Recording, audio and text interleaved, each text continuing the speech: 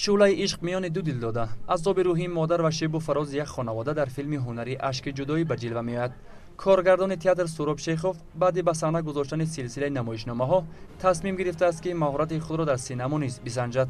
خوشبختانه این هدف جامعه عمل پوشید. چند ماه است در شهر تاریخی استرافشان گروه تهیهگران به گرفتن فیلم هنری اشک جدایی مشغول میباشند. صحنه‌های آخری فیلم مذکور نواربرداری شده در حال بند و بست قرار دارد. در این فیلم قربان صابر، نظیرمد موسویف، محپیکر یورова، زمیره یولدوشева و هیئت هنرمندان ولایت سوخت نقش‌های خاطرمان را اجرا نمودند. هنرپیشه محپیکر یورова نقش مادر خانواده را که گلبهار نام دارد اجرا نموده است. او میگوید خاطره‌های نیک از رفت نواربرداری فیلم مذکور دارم. خاطره ها خیلی بسیار است، چون خاطره های میدونید اکثری بچه های گروه جوان بودن، اکثرشون به نهایت جوان بودن و هر یکی آنها به کمک احتیاج داشت، یعنی کمک ایجادی، یعنی بودن بچه‌ای که عموما در فیلم نقش آفریدگی نبودن، یعنی نقش بازی کردگی نیستن در فیلم. و یکی از آنها یک دخترک بود، دخترک خیلی جوان که اون هم گویم 16 ساله دخترک و در این فیلم نقش اساسی رو بازی میکرد و حالتی بود که وقتی که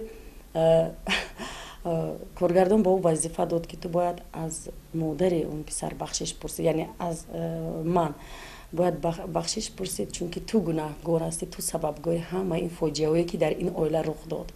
و ببینید وقتی که کارگردان وظیفه دار کرد او از عهده این وظیفه نبرآمد. خب بود لحظه‌ای که من میفهمم من گناهگار هم کردنی نیستم، چون نخستین قدمایش رو در اینجا دموند و من گفتم که یک لحظه بگذار اومده رو بروی من ششته از من بخشش پرسد. و وقتی که همین کار شد او یک شپلاق خورد از من.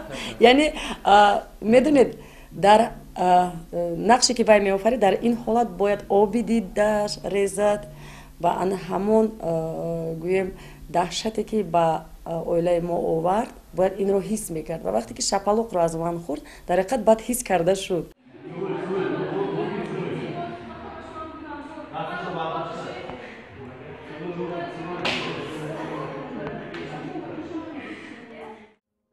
گرچند هنرمند شایسته تاجیکستان نظیرمد موسویف در فیلم اشک جدایی نقش دوم درجه را اجرا نموده باشد هم، ولی این صحنه‌ها برای بیننده عبرت‌آموز میباشند.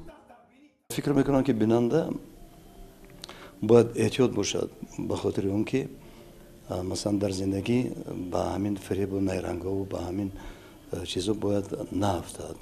به خاطر چی؟ به اون خاطر که مثلا باید هوشیار باشد، احتیاط کند، مثلا آدم را سنجیدنش در کار بفهمد. هنرمند سهراب شیخوف بار نخست است استعداد خود را در صنعت سینما میسنجد. او به ضمن تهیه‌گر بودن همچون در فیلم اشک جدایی نقش اجرا نموده است. باید گفت که بیشتر هیئت ایجادی را تهیه‌گران جوان تشکیل میکنند. من فکر میکنم که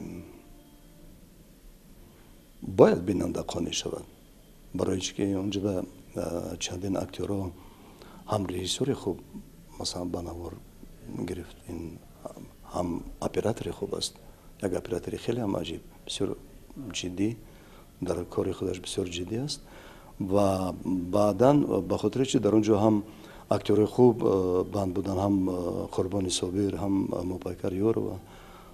شاید باز اکتور دیگر هم باشد، نمیدونم، اما این دو نفر من دیدم واقعا من خرسند شدم که چنین اکتورای بهترینی